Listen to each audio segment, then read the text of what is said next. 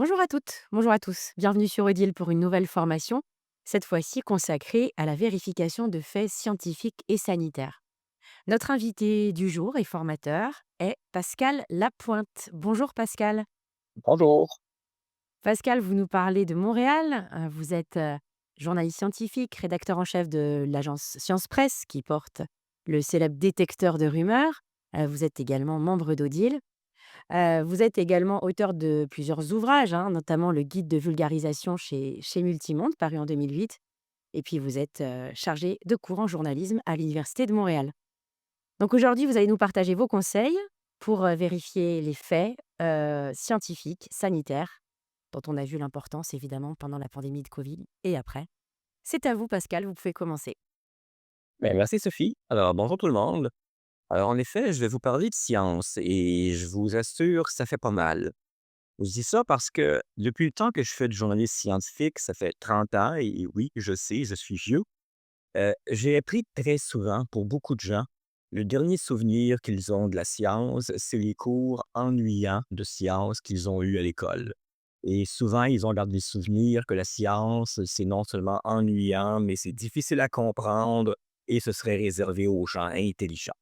Si vous vous reconnaissez dans ce portrait-là, ben, je vous le dis, rien n'est plus faux. Si ça ressemble de près ou de loin à votre façon de voir la science, c'est un complexe d'infériorité qui est dommageable à un travail journalistique, mais qui est aussi dommageable à n'importe quel citoyen qui doit prendre des décisions éclairées sur des enjeux comme les changements climatiques, la nutrition, la santé. Donc, comme le disait Sophie, je suis journaliste scientifique. Je travaille pour un média qui s'appelle l'agence Science Presse, qui existe depuis 46 ans. On fait les actualités scientifiques et comme tous les médias qui font de l'actualité scientifique, on a toujours pris pour acquis que nos articles étaient pour tout le monde, pas pour les scientifiques. On a aussi toujours pris pour acquis qu'il faudrait qu'il y ait plus de journalisme scientifique dans les médias, ce qui ne veut pas dire plus de scientifiques. Ça veut dire plus de journalistes comme vous qui devraient être à l'aise pour parler de science, parce que la science est partout, tout autour de nous. Qu'on aime ça ou pas, il y a chaque semaine des thèmes qui surgissent, qui sont à cheval sur la science et la politique ou l'économie. On a eu bien sûr l'exemple avec la COVID, mais on pourrait penser aussi à toutes les maladies infectieuses émergentes ou déjà présentes, au déclin de la biodiversité, aux sécheresses, aux maladies dégénératives, à toutes les questions d'énergie. Et c'est dans ce contexte qu'on a créé tout récemment à l'agence Science Presse une formation Décoder l'info scientifique. On est parti du principe que tous les journalistes et en fait tous les professionnels de tous les métiers de la communication, y compris les youtubeurs, les influenceurs, devraient tous avoir quelques bases sur ce qu'est l'information scientifique.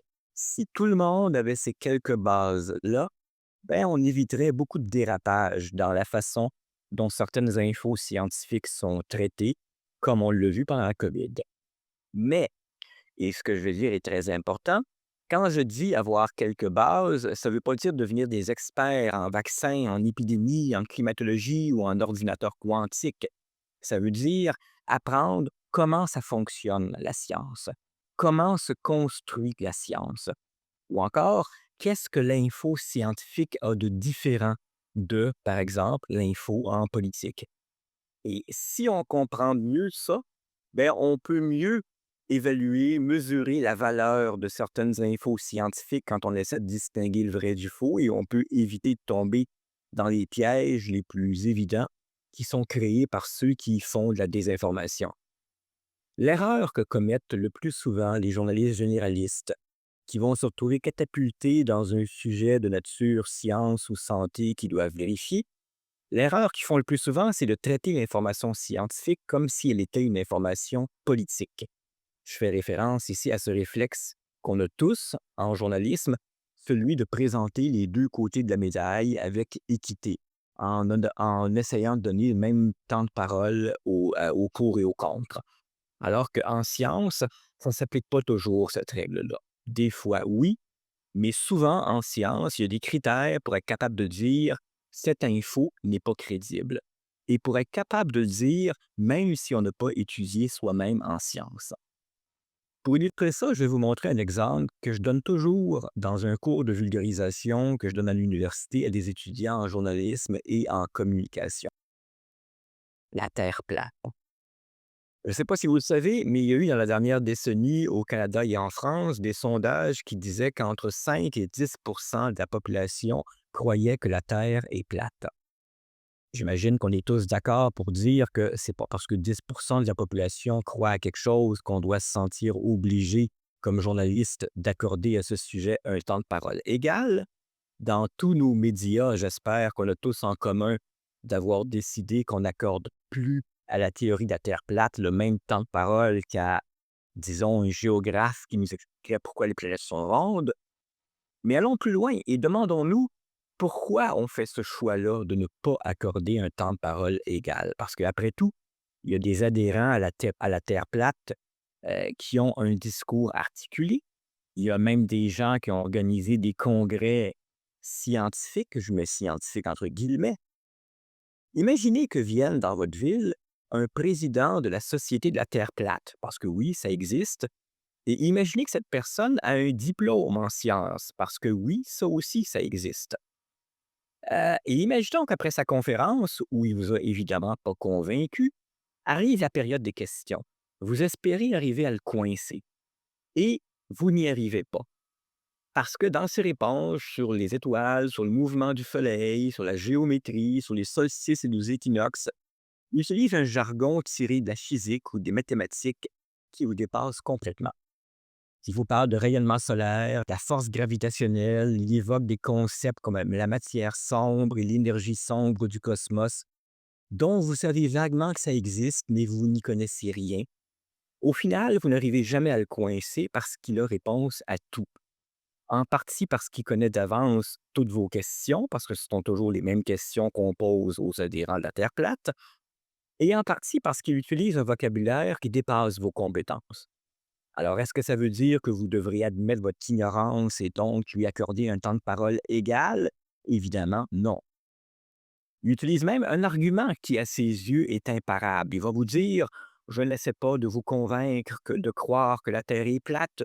Tout ce que je vous demande, c'est d'agir en vérificateur de faits, de regarder objectivement les 2 hypothèses». Est-ce que ça va vous convaincre? J'espère que non. Et pourtant, je viens de vous décrire 2 des erreurs que font fréquemment les journalistes ou des influenceurs lorsqu'ils donnent la parole à des défenseurs d'idées scientifiques qui sont qualifiées de dissidentes. La première erreur, donner la parole à quelqu'un juste parce qu'il est scientifique, il ne faut pas faire ça. Et la deuxième erreur, se laisser impressionner par le jargon. Ah, cette personne utilise un jargon de la physique ou de la chimie ou de la biologie, donc elle doit savoir de quoi elle parle. Non. J'ai malheureusement vu ce genre d'argument être utilisé maintes et maintes fois depuis 30 ans et entre autres beaucoup pendant la COVID. Ceux qui, par exemple, voulaient me convaincre que les vaccins allaient tous nous tuer réussissaient toujours à trouver quelque part sur Internet un scientifique qui disait que les vaccins étaient dangereux. Les personnes réussissaient toujours à citer un texte quelque part sur Internet rempli d'un jargon incompréhensible et qui partageait sur les réseaux sociaux comme si c'était une preuve. Alors non, ça ne fonctionne pas comme ça, la science. En science, et c'est la troisième erreur à ne pas commettre, toutes les idées n'ont pas une valeur égale. Toutes les opinions n'ont pas une valeur égale. Vous me direz peut-être que c'est pas juste en science que c'est le cas, et je suis d'accord avec vous, mais disons que c'est encore plus vrai en science parce que en science, même les recherches n'ont pas toutes une valeur égale. Et avec ce dernier critère-là, ben, on touche du doigt à ce qu'il y a d'unique à la science, les recherches, les études. En science, si quelqu'un affirme avoir découvert quelque chose et qu'il n'a rien publié, ben, ça a la valeur d'une opinion. Alors, évidemment, on pourrait analyser tous les textes d'opinion qui se publient dans une journée et tous les messages qui se publient sur les réseaux sociaux et les classer comme dans cette pyramide-là et se dire que oui, bien sûr, il y a des opinions qui ont plus de valeur que d'autres, il y a des opinions qui sont plus appuyées sur des faits que d'autres, mais en science, on y ajoute une couche. Parce que la condition première pour n'importe quel chercheur dans n'importe quelle discipline, c'est qu'il doit publier des résultats quelque part. Non pas pour que nous tous, on puisse les lire, mais pour que d'autres experts du même domaine publié puissent lire sa recherche, la critiquer, la regarder à la loupe et être capable de dire si elle se tient ou non, ou si elle a des défauts ou non. Et vous, comme journaliste, ben, ça va faire toute la différence du monde quand vous allez chercher et quoi l'argument que vous devez retenir dans votre vérification de fait. Ça va faire toute la différence du monde aussi parce que vous allez devoir interviewer peut-être l'auteur de la recherche, mais si c'est le cas, vous allez devoir normalement aussi aller interviewer un autre expert du même domaine qui n'a pas participé à la recherche, mais pour lui demander son avis sur la recherche. Et c'est peut-être grâce à cet autre expert que vous allez pouvoir mieux mesurer elle se situe où, cette étude-là. Même si ça fait 30 ans que je suis journaliste scientifique, je n'ai pas la prétention, rien qu'en lisant une recherche en climatologie ou en épidémiologie, à être capable de dire si elle est bonne ou mauvaise.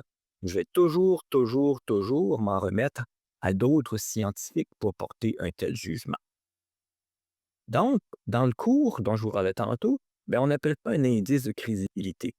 Vous recevez par votre réseau social préféré une affirmation comme quoi tel produit guérit telle chose, ou bien tel ingénieur proclame avoir mis au point un nouveau matériau. Avant toute chose, vous devez vous demander, est-ce que ça a été publié quelque part? Sinon, vous rangez ça dans la catégorie des opinions. Et le deuxième indice peut être, où est-ce que ça a été publié? Il y a des revues scientifiques qui ont plus de poids que d'autres. Il y a des revues scientifiques qui, avant de publier, ont fait relire le texte par un comité de révision par les pairs. Ça veut dire des experts du même domaine qui ont fait une première lecture de la recherche. Et ils ne peuvent pas garantir si tout ce qui y est dit est vrai, mais au moins, l'étude est passée à travers un premier tamisage. À l'inverse, il y a des revues qui ne font aucun tamisage et qui publient tout ce qu'on leur envoie. Donc, effectuez peut-être une recherche sur la revue si vous ne la connaissez pas. Des fois, juste une notice Wikipédia pourrait vous rassurer et vous dire oui, effectivement, c'est une revue prestigieuse, une revue crédible, ou encore non, c'est une revue dont la crédibilité est douteuse. Et puis, il y a d'autres indices que vous pouvez repérer avant même de décider si vous allez parler de cette recherche-là. Regardez par exemple qui sont les auteurs. Normalement, dans n'importe quelle revue scientifique, on ne vous donne pas juste les noms des signataires de la recherche, on vous dit où ils travaillent. Alors, est-ce que ce sont des institutions sérieuses, crédibles qui les emploient? Ou bien, par exemple, comme j'ai souvent vu ça, est-ce que l'un des signataires est un homéopathe ou un naturopathe qui prétend avoir trouvé que l'homéopathie fonctionne, mais qui travaille pour Homéopathie Inc. Euh, Regardez aussi la date où la recherche est parue.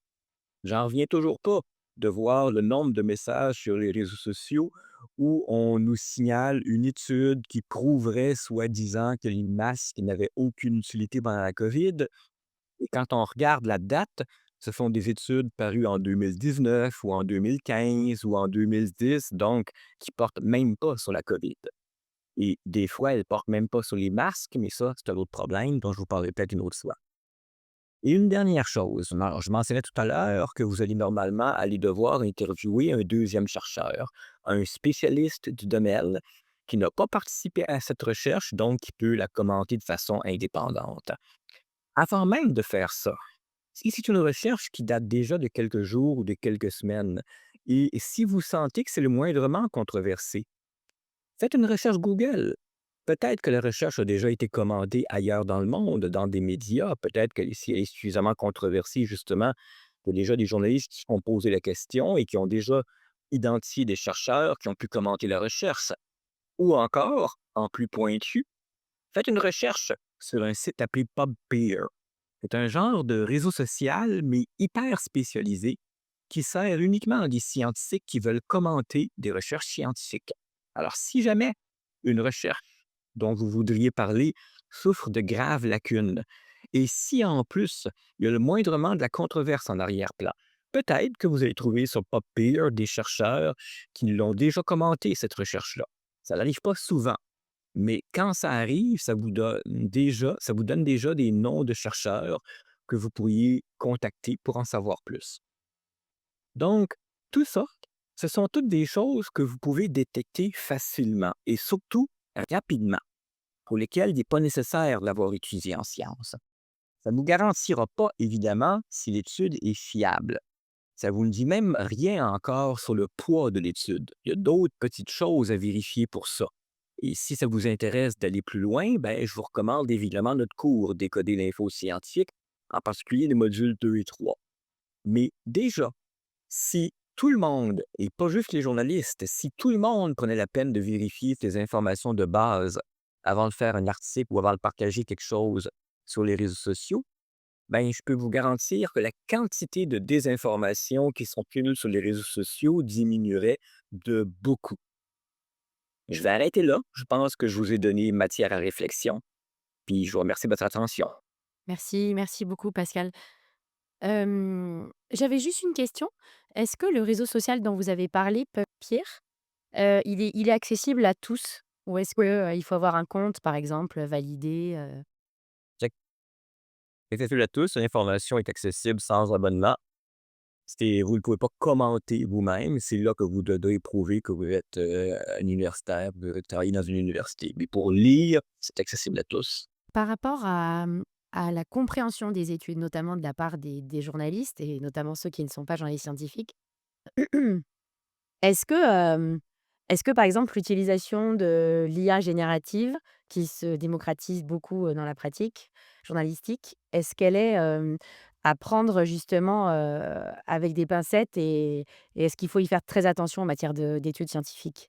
Notamment, par exemple, en comparaison, voir si c'est un fait, qui peut être avéré. Qu'est-ce que vous en pensez?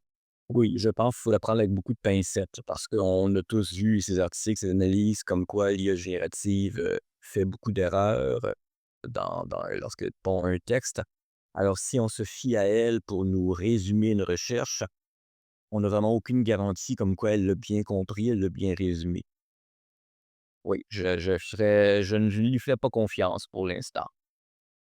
Et si on pouvait citer, 3 grandes revues, alors on en a quelques-unes en tête comme le Lancet, est-ce que vous pouvez nous citer vous vos 3 revues de référence, voilà sur lesquelles on pourrait peut-être se baser et s'inspirer? Ben, c'est certain que j'ai une préférence pour Science et Nature parce que ce sont 2 revues multidisciplinaires. Alors déjà, forcément, quand je regarde ce qu'elles ont publié dans la semaine, j'ai déjà un éventail dans beaucoup de disciplines, alors que toutes les autres sont spécialisées. The Lancet est en médecine, Cell, c'est la biologie et ainsi de suite. Science et Nature, c'est ça, leur avantage, elles sont multidisciplinaires. Il y a un deuxième avantage quand même, c'est qu'elles sont tellement bien cotées, elles ont tellement ce qu'on appelle un facteur d'impact qu'il y a un énorme tamisage qui est fait. J'ai mentionné la révision par les pairs tantôt. Elle ne publie pas seulement les études qui sont passées à travers une révision par les pairs. Elle publie une sélection de ces revues-là. Ça veut donc dire que vous avez un niveau de qualité plus élevé. Le Nature, c'est 90% de ce qui leur est soumis qui est rejeté. Donc, c'est vraiment le haut du panier qui reste. Il y a autre chose sur lequel j'aimerais avoir votre avis Pascal. C'est un cas pratique qui arrive à beaucoup de journalistes, où qu'ils soient dans l'espace francophone. C'est quand on doit traiter effectivement d'un sujet scientifique, sanitaire, quand on n'est pas journaliste scientifique et sanitaire et où on doit parler d'une étude et se pose la question du temps et notamment du temps alloué à la lecture et à la compréhension de cette étude. Est-ce que vous avez des conseils spécifiquement sur cette partie-là? Comment faire quand on doit rendre un papier, qu'on est pris par le temps, comme le sont beaucoup les journalistes, mais qu'il faut quand même essayer de voilà, d'avoir une base de vérification? Quel serait le conseil à retenir? C'est l'idée du deuxième chercheur dont je parlais tout à l'heure, c'est-à-dire c'est la méthode la plus rapide. À l'évidence, on n'a pas aucun d'entre nous, moi y compris, on n'a pas la compétence pour lire une étude et prétendre qu'on l'a compris puis qu'on est capable de la remettre en contexte. Le scientifique, de tout à l'heure, il n'est pas là seulement pour dire: «Ah, l'étude est bonne» ou «L'étude n'est pas bonne».